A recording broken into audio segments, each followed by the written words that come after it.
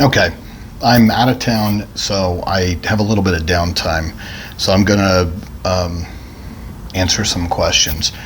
And this one is more of a commentary about school bullying and what if the school bully was a teacher. All right?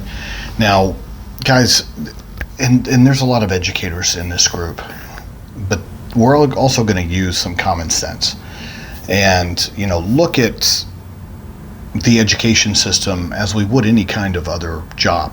All right? And those of us who work, those of you out here watching this who work, I mean, think about your own workplace.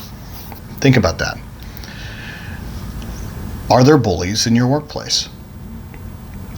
Are there employees that you just do not get along with, that you just don't jive with as a human? Do you also have bosses that are all over the map with regards to their leadership style, their intelligence, how they handle projects, stress, I mean, you name it. It is no different, okay?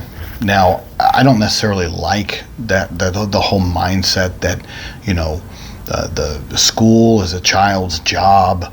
No, education should be fun, guys. Learning should be fun. Jobs aren't necessarily fun. It's just something we have to do because we live in a civilized society and things cost money. And all those little things that we like to do cost money. All right? But with regards to an education is naturalistic in my viewpoint. Children are always learning from the time that they're born. I mean, it is just innate. Constantly learning, and at rapid rates. But to sit there and say, well, we have these brick things and they have walls and then there's doors and we call them schools, does not mean that they have to be miserable experiences for anybody. That includes the teachers, the administrators, and especially the students. They should be places that children want to go, seek to go, where they can interact, socialize, so that they can develop into what our government wants, and that is a civilized citizen paying taxes. Because really that's what it wants out of us. It just wants our money. But it also doesn't want us to commit crime, and it also wants us to live in harmony with everybody, because we all live together. Now, I don't necessarily agree with that concept in the way that I just explained it, but we're going to go with that, okay? So if you understand school as to be this environment where we're taking something natural that exists for all children. So if schools didn't exist, it wouldn't mean that children weren't learning. You take homeschool children, for example. They, by and large, outpace public school kids with regards to their knowledge and their scores. So there's not some magic formula in this somehow monopoly that public schools have that other places that have the responsibility of teaching children don't have. It's a myth, and I don't believe that. And in many ways, public school is becoming a toxic environment for children. It's also becoming a toxic environment for many educators because they didn't sign up for what they're going to work every day for now. I mean, unfortunately, to where they're just glorified prisons. And, there's a lot of things that we've now incorporated that have just made these environments less hospitable to children and their development. But at the same time, with that being said, okay, we send children to school. They are no different than anyone else. They're going to have teachers that they just don't mesh with, that the teachers don't mesh with them. All right, the personalities just don't add up. You're also going to have teachers that are not good leaders, that are also not competent, that also are bringing their own personal garbage and baggage to school with them. You're also going to have teachers that are also addicted to meds, illegal drugs, no different than any other work environment. All right, they're not superheroes. They're human like everyone else.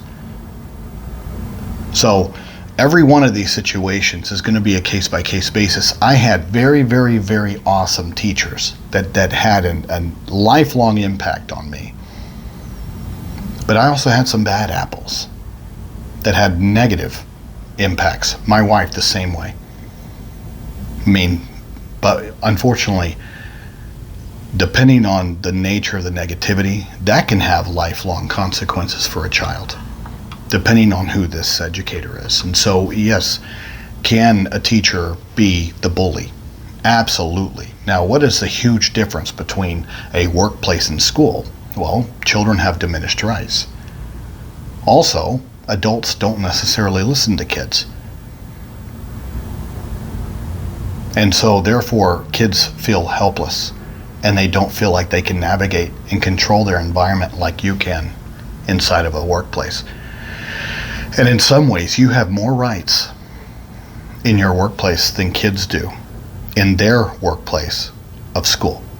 And in fact, our labor laws prohibit children from working, right?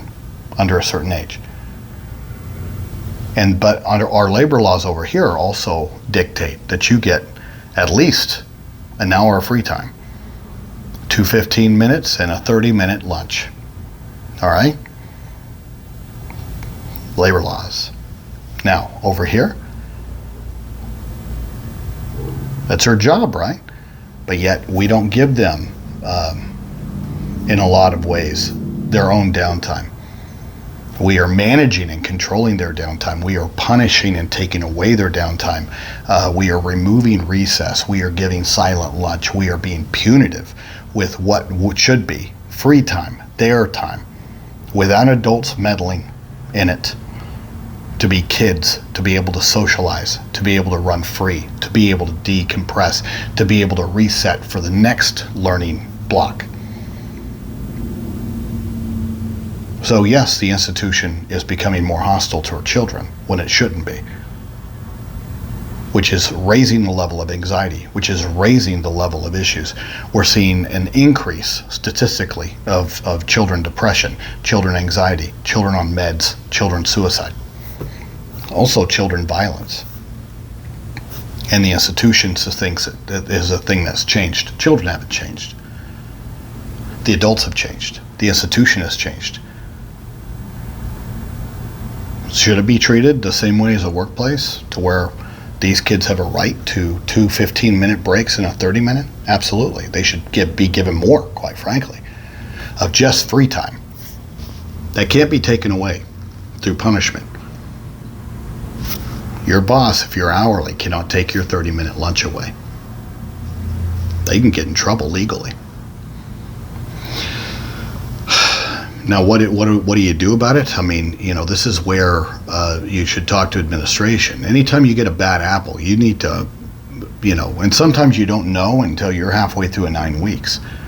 But at the same time, the school should be far more amenable to allowing changes.